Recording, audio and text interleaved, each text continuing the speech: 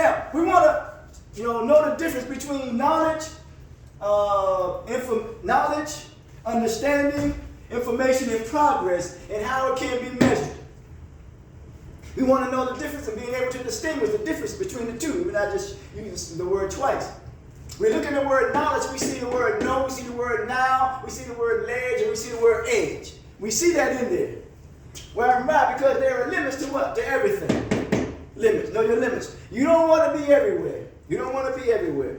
You don't want to have a loose association or ruminating thoughts. We want to be everywhere.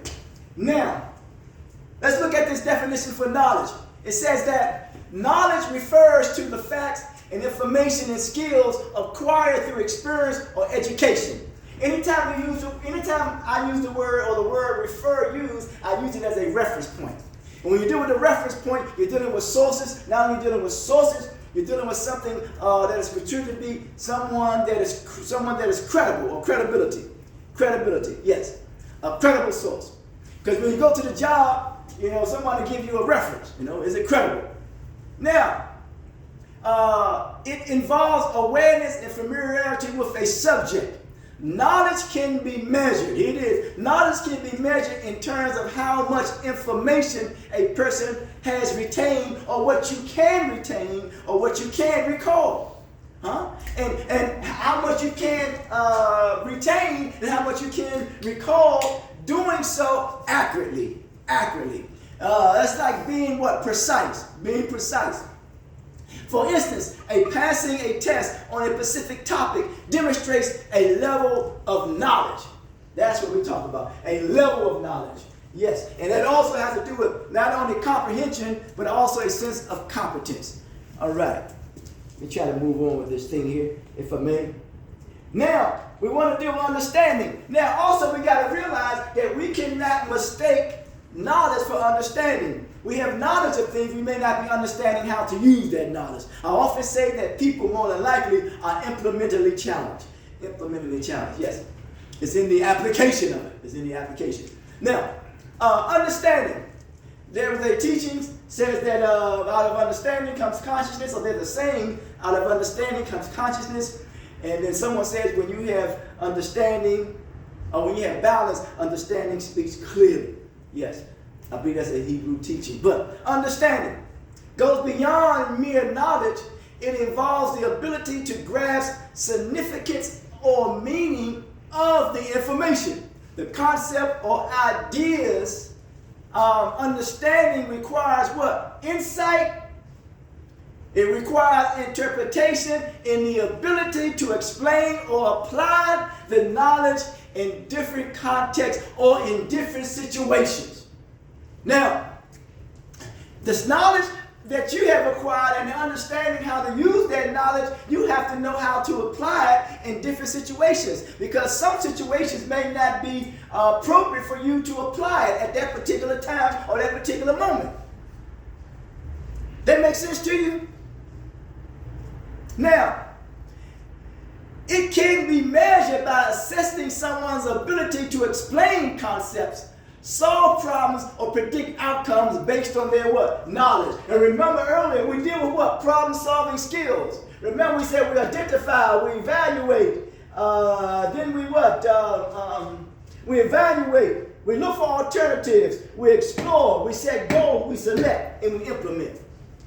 Yeah, problem-solving skills. That's what we want to deal with, problem-solving skills. When it comes to be able to distinguish, when it comes to knowledge, understanding, information, and progress. And can it be measured?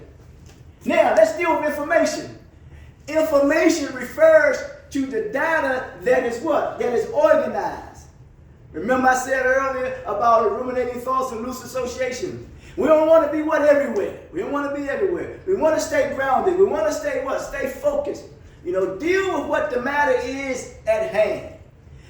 Refers to data that is organized and meaningful. It provides the context and awareness or answers to questions like who, what, where, and when. Information is the what? It's the raw material. We look at the word information, we see the word in, and we see the word formation, which means it's taking what? Form. Which means it's starting to evolve. It's starting to grow. The raw material. You can get the raw material from the minerals of the earth. The raw material, such as oil or something to some effect. Right. Yes. The raw material. The raw material. All right. From which knowledge is what? Derived. It can be measured in terms of this accuracy, relevance, and accessibility. Now, we want to make sure that what we are doing and what we're saying, is it relevant? Does it apply right here and right now? There's a saying that you can't put new wine in old wine skins because of the bust. Relevant, yes. Then we do accessibility, because we often know that the prefix of the word positive is pod is to have access to. We talk about accessibility. For example, the completeness and reliability of data sources can indicate, which means it's indicating something. It's almost like giving you a directive.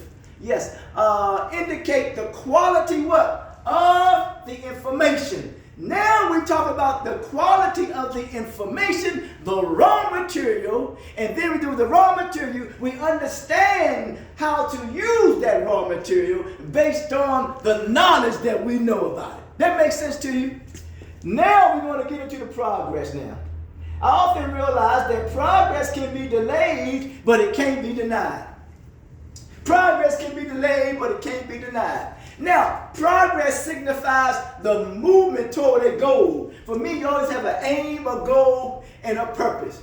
Yes, the improvement or advancement. Now, it sounds like we're dealing with technology now. Advancement, it involves what? Progress involves positive change. That's why you can't have a fixed mindset. So it's required upon you to have a what? A growth mindset for positive change. Yes, the development over time, you got to put the work in. You know, nothing happens about osmosis. You got to put, there ain't no presto changeo. You got to put the work in. Yes. Now, as we are putting the work in, we talk about doing the overtime, going the extra mile. Progress can be measured by comparing current status against previous benchmarks, like where you are now based upon where you were 2 or 3 years ago. And you can see how much progress you may have been made, how you've been able to manage your emotions, how you're able to manage your feelings, how you're able to manage when it comes to your thoughts, your attitude, and the words that you use. And then when you know you have been able to do that, your behavior will measure that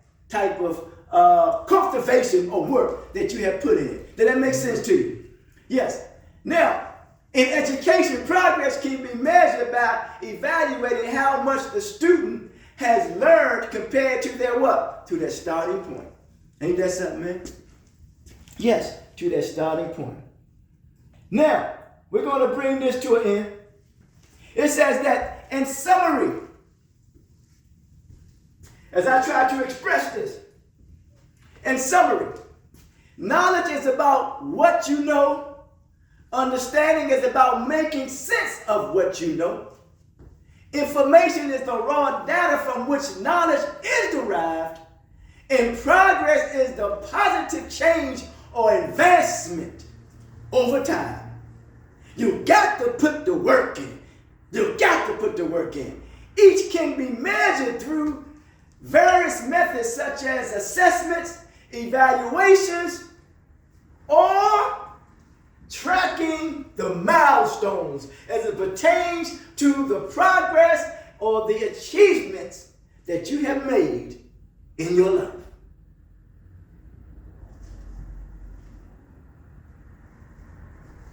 Thank you.